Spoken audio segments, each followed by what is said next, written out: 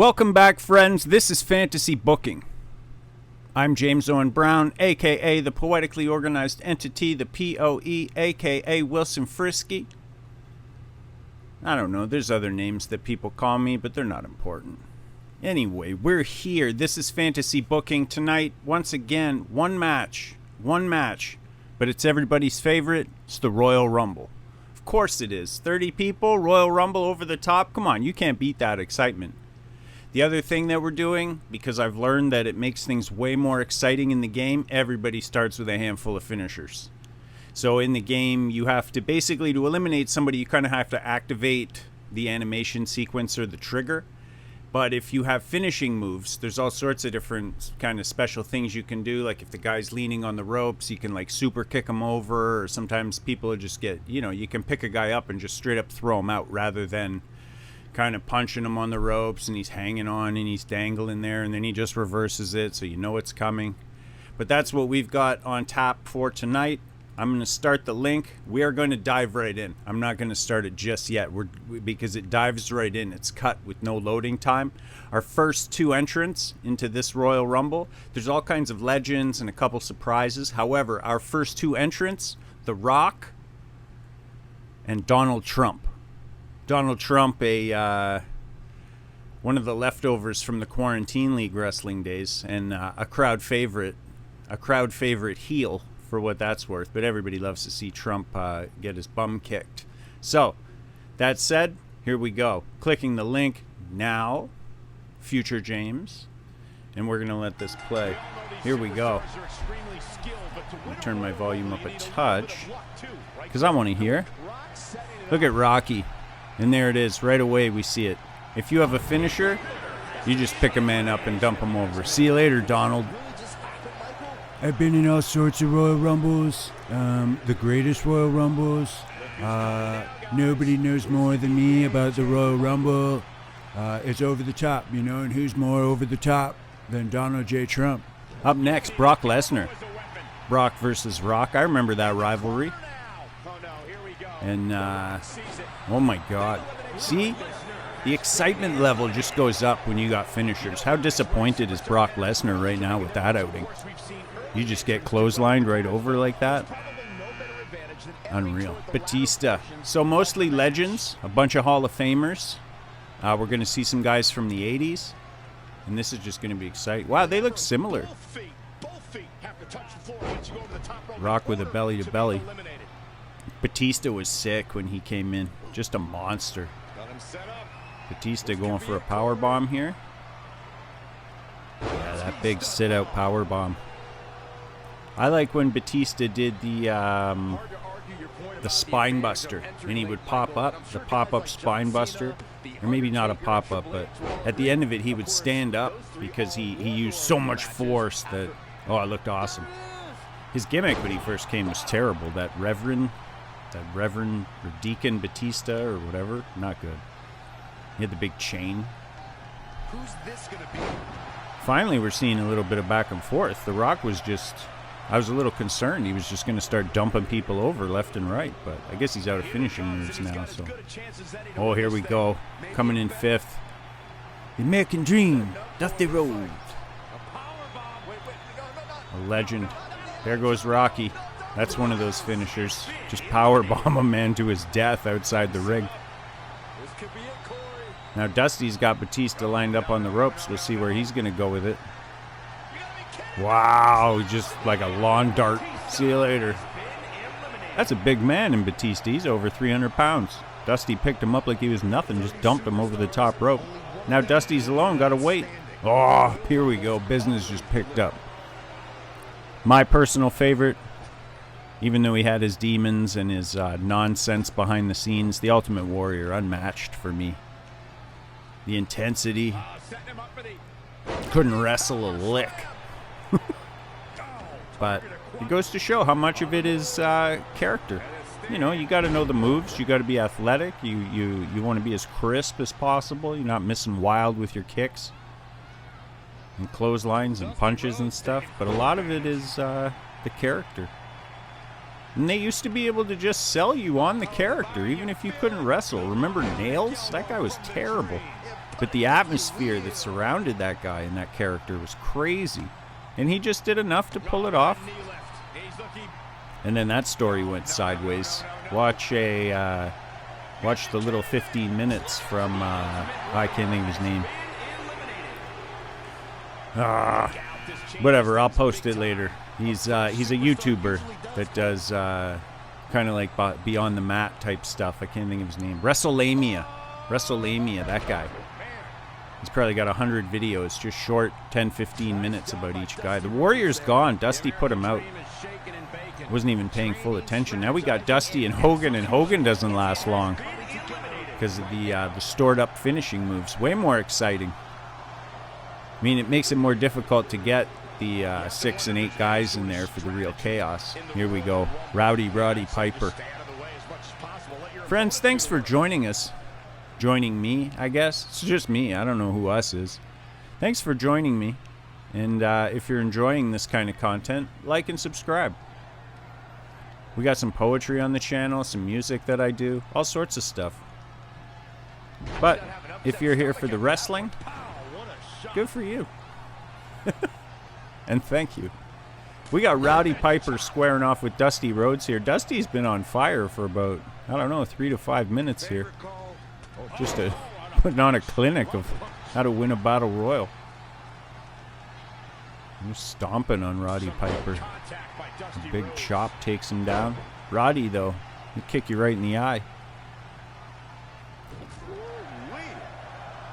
Roddy Piper, I think, was just a hair before my time. I don't have the same appreciation. They Live, I mean, that was sick, so that ups his status. The fact that he just popped Dusty Rhodes right over the top rope. This is a good matchup. Randy Savage versus Roddy Piper. That's not bad. We'll see if we get any distance. Let's see if it's got legs or if somebody's just going to get pitched over. Macho Man with a big right. In the inverted atomic drop. Inverted atomic drop? I think that's right. Just a ball crusher. Yeah, I think Roddy Piper was a little bit before my time. And then I really didn't understand the, I want to say it was WrestleMania 7 or 8, the coming out painted half black when he fought Bad News Brown. I really didn't get that Hot Rod and Hot Scott. Like, I don't know what was going on there. There goes Macho Man. Wow. Roddy Piper. Macho Man didn't really do a whole lot. Steve Austin. Stone Cold Steve Austin going to take on Roddy Piper. This is what fantasy booking's about. Two guys we never got to see in the same ring. And I figure with the Royal Rumble, we get to see a whole bunch of them. So let's do that. Friends, if there's things you want to see on fantasy booking, you send me a message and I'll see if I can make it happen. We got all the guys. And the ladies. We got everybody. Anybody you want. Piper going to town on Austin here. He is out of finishing moves. We'll see if that comes into play. I should have been paying attention. Like, are these guys using 1, 2, 3 finishing moves, throwing guys out? Then when they're out of finishing moves, the next guy comes in. 1, 2, 3. We'll see. I think Dusty was in there for 3 guys. Austin with a big knee lift right in the gut. But Piper fights back. He's going to pick Steve Austin up and just... Okay. There's that standard animation. Austin's going to elbow his way out of this. Oh, no, he just kind of falls back. Oh, we got Sting. I think this is the first time we've had 3 guys in the ring at the same time. So we'll see if maybe that starts a pile up here. Austin going to town on both of these guys. He's not afraid of Sting. I kind of thought Sting's crow gimmick was a bit cheesy. Like, he should have altered it a little bit. Looks like Piper just got busted open. Health bar's gone. This could be it for Roddy Piper. No, he's going to fall to the outside. Stone Cold's going to try and kick him out. And he does. Wow, you don't see that too often. Just kind of an unceremonious exit for Roddy Piper. And that was, I think that was Sting's finisher. I don't know what it's called. I was never a WCW guy. Even in the height of the Monday Night War, I didn't watch it. I saw it all eventually through the Monday Night War DVD. It was one of my favorite DVDs. The series they did, I think it was only 1 or 2 seasons, but the Monday Night War TV series, fantastic. Just an abridged version of all the key stuff that went down. Jeff Hardy now, the high flyer, coming in doing some damage on Stone Cold Steve Austin. Now he's going after Sting. Got a frog in my throat. Oh, Hardy went for the twist of fate, but Sting reversed it. Hardy hits one of those. I don't know what that's called. Sting with just a straight right hand, and then the Scorpion Death Drop. I think Michael Cole just said it. Oh, Austin hits a stunner. Classic. What's better than an Austin stunner? It always just comes out of nowhere. So good. Now he's setting Sting up again. Oh, he kicks wild. Oh, Booker T coming down now. Number 13. Who's going to walk away with the prestigious Fantasy Booking Royal Rumble victory? I think this is the first Royal Rumble we've done on Fantasy Booking. And so far it's been a good one. Lots of action. We're up to 4 guys in the ring now. And again, you would never be able to see this. Stone Cold Steve Austin, Booker T, Sting, and Jeff Hardy all in one ring at the same time. You're not going to see this anywhere else. But Fantasy Booking. There Hardy. There Hardy gets the twist of fate on Austin. And Sting's going to town on Booker T. I should have lined myself up a beverage. That's the real problem. I'm parched and it's compounding. Oh, here we go. We're going to add a 5th guy to this mix, and that man's name, Papa Shango. Now, I met Papa Shango at a convention in Niagara Falls. And I was working the convention as Dr. Volcano. And Dr. Volcano, the character I play at the haunted house, also has a skull face. So I looked at him and we kind of up-nodded each other. And I said in character, I was like, "We have a similar face." And he put his knucks out for me to dap him. And he went, "Yeah, but you wear it better." And I was like, "Oh, shit." And that was my interaction with Papa Shango. I can't remember his real name. But, of course, the Godfather, the Ultimate Fighting Machine. Papa Shango, though, was epic when he came around. Made the Ultimate Warrior bleed oil out of his face. Crazy. And he was my favorite, and I was just young enough to kind of buy it. Booker T just super kicked Steve Austin over the top rope. Now we got HBK in the mix. Another combination of legends and guys you'd never see in the ring. Wow, Shawn Michaels just super kicked Sting over the top rope. Then we got Michaels and Jeff Hardy. I feel like they must have crossed paths along the way. I can't remember those specifically. I remember Hardy's run where he kept taking just beatings from The Undertaker, and then he finally got him. What a payoff that was. Jeff Hardy was the man for a little bit. Trading drop kicks, but neither man hits him. Papa Shango versus Booker T. I wonder if that ever happened. Those guys must have crossed paths too. Probably in the 90s. I don't know. Oh, Michaels hits the super kick on Hardy. Who we got coming next? I want more guys. Here we go. Oh, there goes Hardy. Michaels puts him over as Brutus the Barber Beefcake makes his way down to the ring. I read an article recently that said Brutus Beefcake was nowhere near as good as I remember. And I haven't watched any Brutus matches, but apparently he was really good friends with Hogan and just kind of had some powerful friends, and he got put in situations that his skill level didn't merit. That's what the article said. I can't remember. And I don't remember Brutus doing, like, I know he wasn't a high flyer. He's the master of that sleeper hold, which I mean is perfect. You put a man to sleep and then you cut his hair. But I can't remember. I remember punches. But any actual kind of technical wrestling, or I don't remember. And now I'm torn. Like, do I go back and watch some old Brutus matches just to find out that, like, oh yeah, he's terrible. But then again, it goes back to the gimmick and the persona. His promos were always on point. He had the hedge clippers. He had Jimmy Hart for a good chunk of his career. Now we got X-Pac. I think as a Hall of Famer in Degeneration X and maybe the NWO as well, but I don't think actual X-Pac or the 1-2-3 Kid gets in the Hall of Fame. He super kicks Booker, and that's it for his day.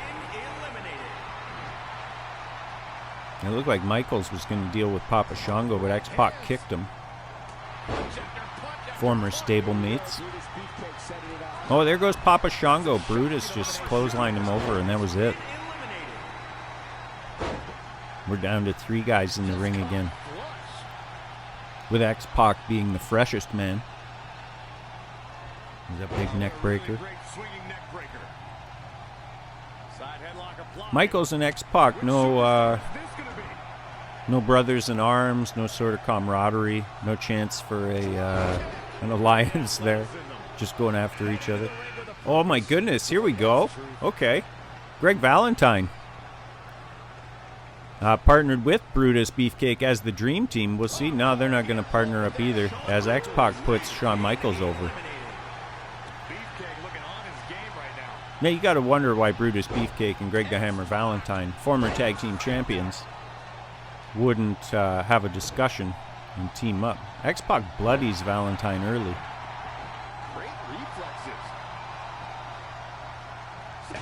Greg Valentine, I enjoyed him. I liked his gimmick with the figure 4 and the shin pad, and he would turn the shin guard around.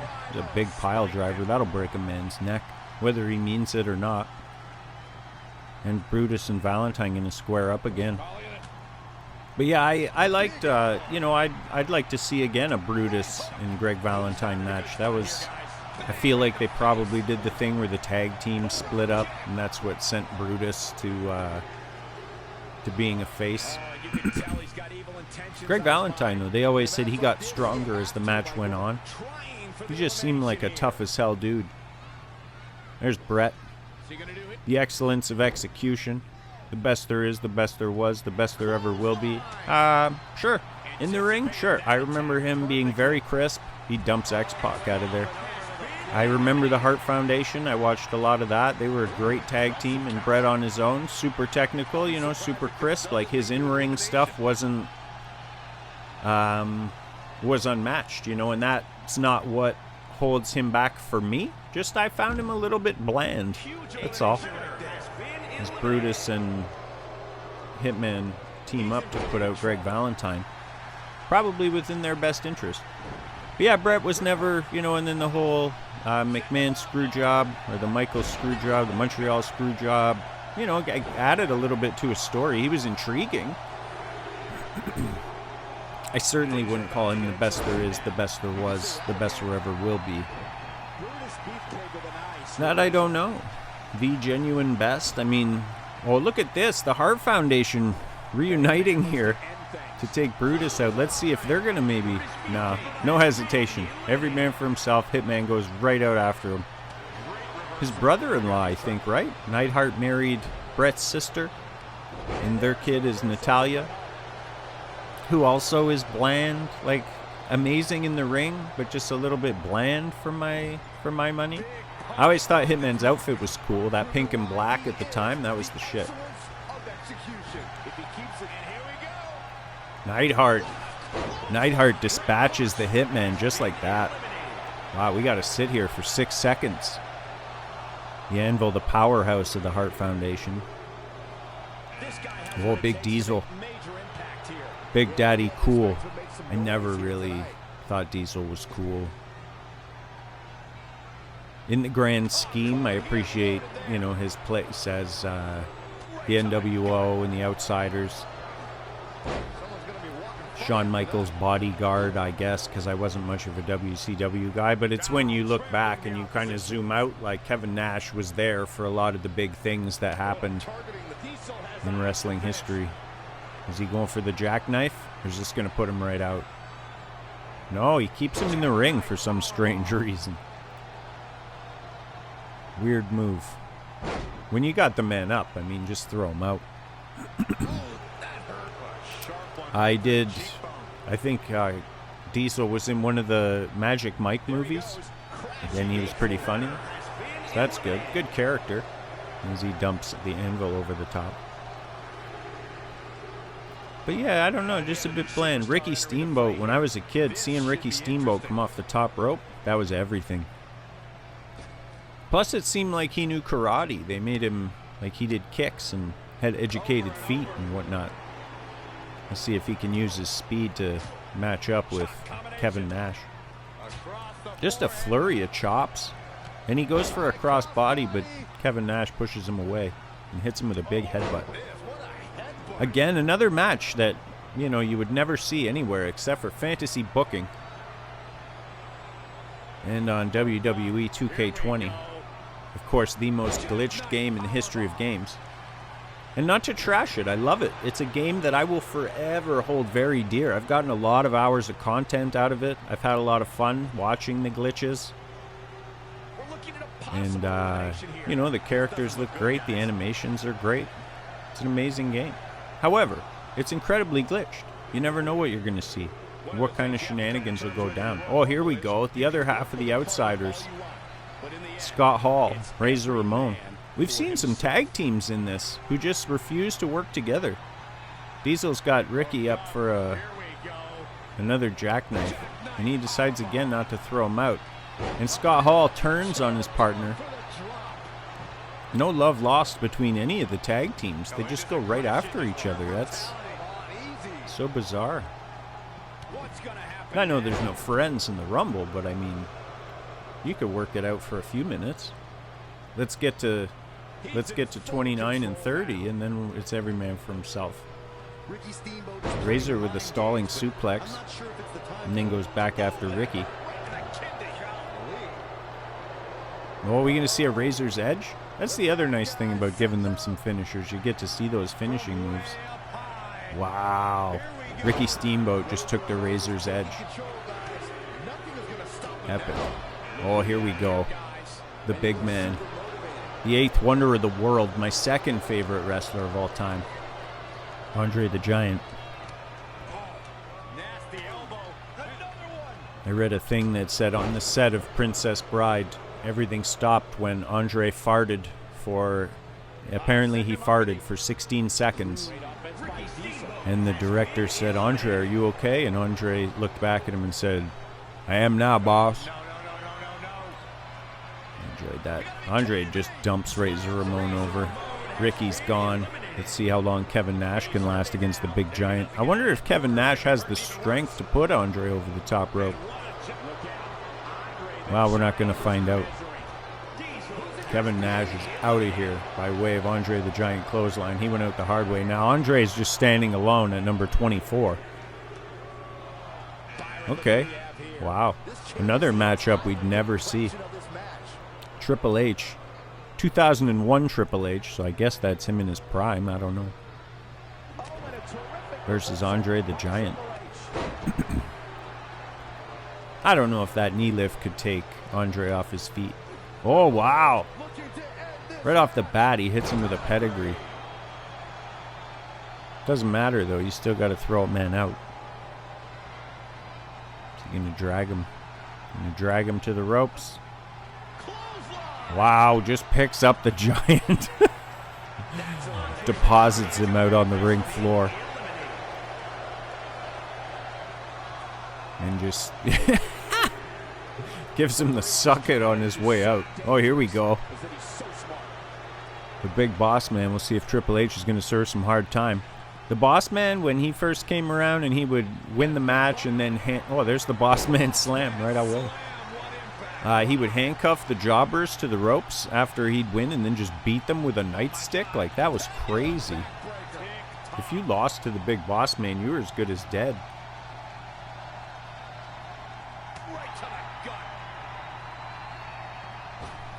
Big power slam, I remember that. Great athlete. I think he was part of the corporate ministry and the corporation, all of that in that era. I remember him, I guess the Undertaker's mother had died or his father had died. I don't think they did it with Paul Bearer. Somebody related to the Undertaker died in kayfabe, and the boss man stole the coffin, like chained it to his car, and then just drove off, dragging the coffin of the Undertaker's dead mother down the street. Here we go, one of the only current guys in this, because I love him to death, The Fiend, Bray Wyatt. The new Undertaker, for me. I absolutely love Bray Wyatt. His promo work is incredible. The Fiend was amazing. They kind of killed it. They transferred it to Alexa. Like, it makes me think maybe Bray got hurt. I don't know. It's a bit nonsensical at this point. But I like it. It's not for everybody. Boss Man's got The Fiend up. Now Triple H is going to help. We'll see if The Fiend can get out of this. He's going to drop into that second sequence, and both men are going to try and kick him out, but The Fiend's going to throw a couple of those elbows. The countdown starts to see who's next. We're into those high 20s now. Anybody's got a shot. Triple H eats a stalling suplex from the Big Boss Man. And we got The Undertaker. Speak of the devil. There goes Boss Man. Bray Wyatt saving a couple of those finishers for a key opportunity. Now Taker's got The Fiend up and a tombstone. Now we did get to see Taker and Bray. And of course Bray lost, because that's what he does at WrestleMania and at big pay-per-views. He's the dragon that everybody comes to slay. Triple H dragging him over, and it looks like that's going to be it for The Fiend. Taker and Triple H had some amazing rivalries, some great feuds over the years. I feel like Triple H, even though he's, basically kind of runs the company now and married the boss's daughter and all that, I think he's underrated as a character. Like when we talk about Austin and The Rock and Foley and all those guys, well, they were all really good, but they needed a good dance partner, and a lot of those guys feuded a lot of times with Triple H. So to me, that's amazing. Ted DiBiase coming in 29. How does that happen? I feel like he bought that opportunity. Here goes Triple H. We'll see if he can skin the cat back in. Wow, he does. That's a dangerous spot. DiBiase hits a neck breaker on Taker. And a pile driver on Triple H, which busts him open.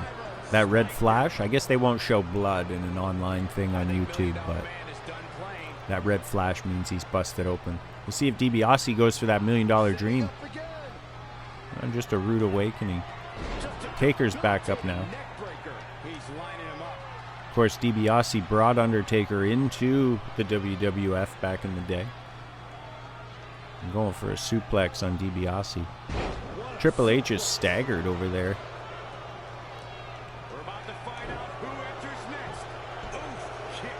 Undertaker kicks both men down at the same time somehow. And coming in at number 30, once again from Quarantine League Wrestling, longtime QLW champion, Coronavirus. You may remember him, you may not. He's around. Over the multitude of universes that I've created with WWE 2K20, Coronavirus and Donald Trump are like Nexus characters where they exist on all planes. And to pull that number 30, crazy lucky. This is probably the third wave of Coronavirus.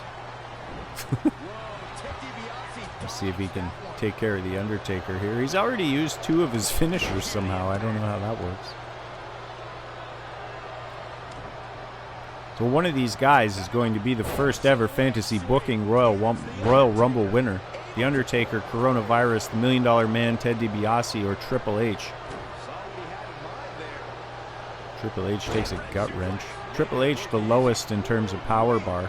Corona obviously the freshest, pulling that coveted number 30 spot. A shoulder breaker from DiBiase as Corona goes to town on the Undertaker, stretching his face all out of whack.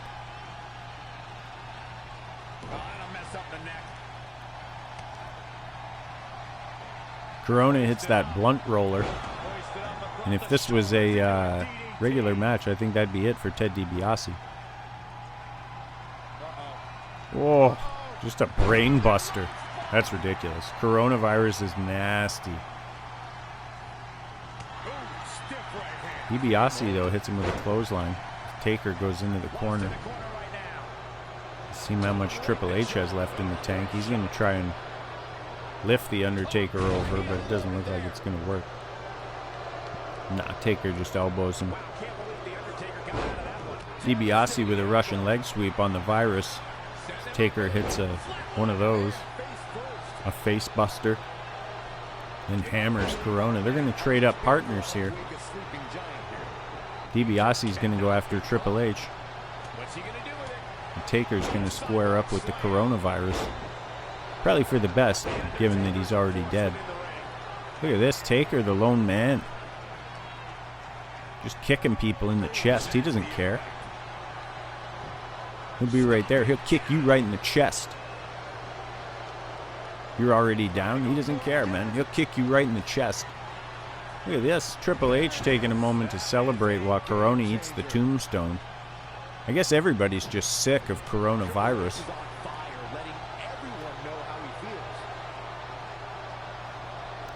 Taker puts DiBiase on the apron. We'll see if he can use the kick animation to get him out. Nah. DiBiase reverses with some knee kicks. Corona started to stir and Triple H just kicked him right in the back. Whoa. Now we're going to trade up dance partners again. Corona with a spinning tombstone pile driver. That was vicious too. Everybody getting close. Everybody almost redlined on those power bars.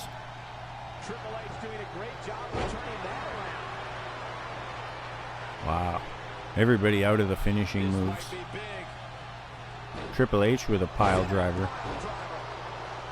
That move's no longer allowed because it's way too dangerous. There's a spine buster. See, he doesn't pop right back up. The Batista one, he pops right back up. I like that one better. Triple H dragging Corona over now. Let's see what he's going to do. Is he going to lawn dart that man out? Yeah, that's it. Get out of here, Coronavirus. You're over. You're done. Now all three men even on their power bars. One of these guys is going to win this. Triple H, The Undertaker, the $1 Million Man, Ted DiBiase, who I'm sure bought that 29th spot. There's no way. He just luck of the draw. And fire Taker into the corner. Give him a nice... Oh, I thought he was going to give him the back rake. We might be looking at an elimination here. He's going to try and lift him up. Triple H is just flat in the middle of the ring. That's... Well, there he goes. Now he's starting to stir. Let's see if he helps DiBiase put Taker out. Whoa, not so fast. Could very well get Going to carry DiBiase over. Taker should be helping get that man out of there before he just fires an elbow. There you go. Let's see if the two of these guys can take DiBiase out. DiBiase, though, he's hanging on. He's going to fire back a couple of elbows. A couple of clotheslines. And just drop an elbow into the Undertaker's head. This has got trouble written all over it, guys. We're down to 3 still. They're drawing this out. They're drawing out the action here for suspense. I'm not. I mean, I'm failing as a commentator. These guys have been going at it for a long time, though. Eventually, somebody's got to put somebody else out here. We got to get this down to 1. Big suplex on DiBiase. All right, boys, let's go. Get somebody out of here. Come on.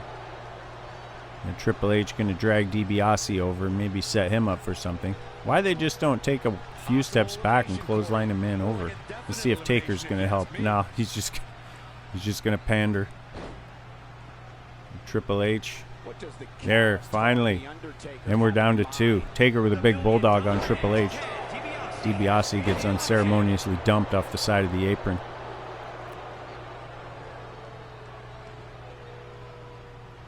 Taker gonna go old school. Nice. exactly where the dead Taker was the first one I ever saw walk the ropes like that. Classic Undertaker. I don't know if guys did it before him, but very cool. Especially at the time. Okay, here we go. We got a cut scene. Final two guys squaring up. I love that cut scene. We're down to 2. That merits a cut scene. One of these guys going to walk away with the Fantasy Booking Royal Rumble inaugural bragging rights. Looks like Taker's setting Triple H up for something here. It's a tombstone. Big tombstone pile driver. But I don't know why you would do that. You had the man up on your shoulder. Why not just throw him over? Let's see here. Triple H got nothing left on that power bar. Taker's going to set him up. Take a few steps back, clothesline him over for the win. There you have it, friends. The Fantasy Booking Royal Rumble winner, The Undertaker. And I don't think anybody's going to be that shocked with that. There's a replay of Coronavirus getting spine-bustered. Undertaker doing the old school. Fantastic. And there's the victory shot. And The Undertaker going to celebrate it. But I've never seen The Undertaker celebrate like that. Never, not one time. Here he is in all his glory. He thinks he's going to WrestleMania, but this is Fantasy Booking. Yeah, you can point that out all day, bud. It's not happening. All right, I will stop this link. We'll come back to me so that I can tell you thank you, friends, for joining me on this episode of Fantasy Booking. If you've enjoyed the content, please like and subscribe to the channel for more crazy wrestling. Check out Me and the Boys Wrestling. That's a long-ass tournament where I made all of my friends and then I made them fight for dominance. Season 1 has wrapped. There was a champion crowned. You can check out the playlist on my channel. Check out the music playlist. I make music. I make poems. I do lots of the arts. So have a look. And thank you again, friends. This has been Fantasy Booking. Cheers.